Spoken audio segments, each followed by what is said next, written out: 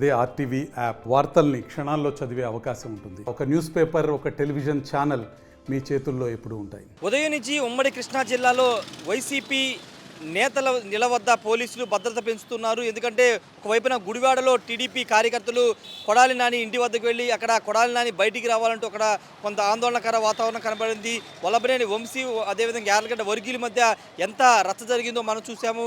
అదేవిధంగా దేవినేని అవినాష్ విజయవాడ తూర్పు నియోజకవర్గం నుంచి ఎమ్మెల్యేగా పోటీ చేసిన వైసీపీ నుండి ఎమ్మెల్యేగా పోటీ చేసిన దేవినేని అవినాష్ ఇంటి వద్ద కూడా పోలీసులు ముందస్తు జాగ్రత్తల చర్యల భాగంగా భారీ భద్రతను ఏర్పాటు చేశారు. చూడవచ్చు ఇక్కడ ఇనుప కంచెలను ఏర్పాటు చేసి ఎవరిని కూడా లోపలికి ఎవరు రాకోకుండా ముందస్తు జాగ్రత్తగా ఇనుప కంచె వేసిన దృశ్యాలు మనం చూస్తున్నాము. విజయవాడ తూర్పు నియోజకవర్గానికి సంబంధించినటువంటి అభ్యర్థి వైసీపీ అభ్యర్థిగా పోటీ చేశారు.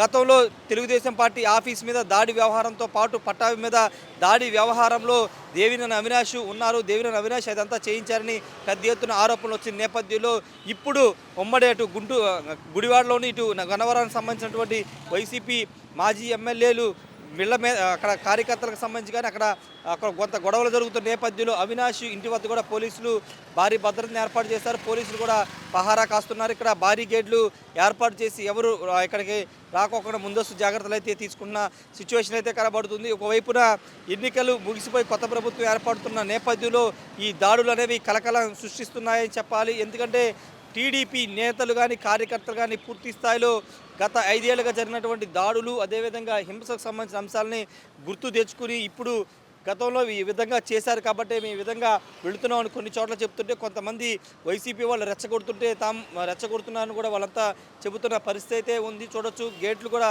పూర్తిగా క్లోజ్ చేసేసి భద్రతను అయితే ఏర్పాటు చేస్తున్నారు. ఎవరిని కూడా లోపలికి అనుమతించిన పరిస్థితి, కుటుంబ సభ్యులు వాళ్ళు మాత్రమే అనుమతిస్తున్న పరిస్థితి అయితే కనబడుతుంది. ఒకసారి లోపల సిచ్యువేషన్ కూడా మనం చూస్తున్నాము. దేవినేని అవినాష్ ఇంటి వద్ద ఉన్నటువంటి ప్రస్తుత పరిస్థితి మనం చూస్తున్నాం. పోలీసుల భద్రతను ఏర్పాటు చేశారు. ఎందుకంటే పూర్తిగా ఇటు ఉమ్మడి కృష్ణా జిల్లాకు సంబంధించిన వైసీపీ నేతలను ఇళ్లను టార్గెట్గా చేసుకుని టీడీపీ వాళ్ళు దాడులు చేసే అవకాశం ఉందని ఈ విధంగా ముందస్తు జాగ్రత్తలుగా ప్రొటెక్షన్ అయితే కల్పిస్తూ ఉన్నారు.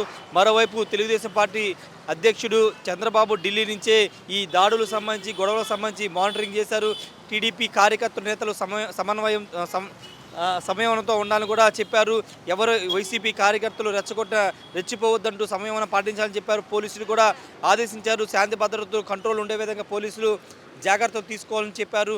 పూర్తిగా అంటే రాయలసీమ ప్రాంతాల్లో జరిగే విధంగా ఇప్పుడు ఉమ్మడి కృష్ణా జిల్లాలో వైసీపీ నేతల ఇళ్ల వద్ద భద్రతను ఏర్పాటు చేశారు. మధ్యాహ్నం వంశీ ఇంటి వద్ద పెద్ద ఎత్తున యార్లగడ్డ వర్గీయులతో పాటు అక్కడ వంశీ వర్గీయుల మధ్య ఘర్షణ చోటు చేసింది. పోలీసులు యార్లగడ్డ వర్గీయుల మీద లాఠీ చార్జ్ చేశారు, రాళ్లు రువ్వుకున్నారు.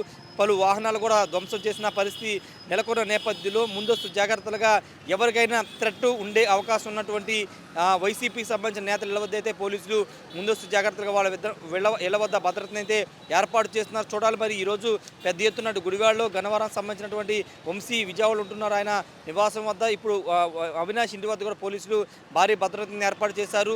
ప్రస్తుతం పరిస్థితి అయితే 3 ప్రాంతాల్లో కంట్రోల్లో ఉంది. రేపేమైనా మరోసారి టీడీపీ కార్యకర్తలు ఇక్కడికి వచ్చి ఏమన్నా గొడవ చేస్తారా లేదని దానిపైన పోలీసులు అయితే ముందస్తు జాగ్రత్తలు అయితే తీసుకున్న పరిస్థితి అయితే నెలకొంది.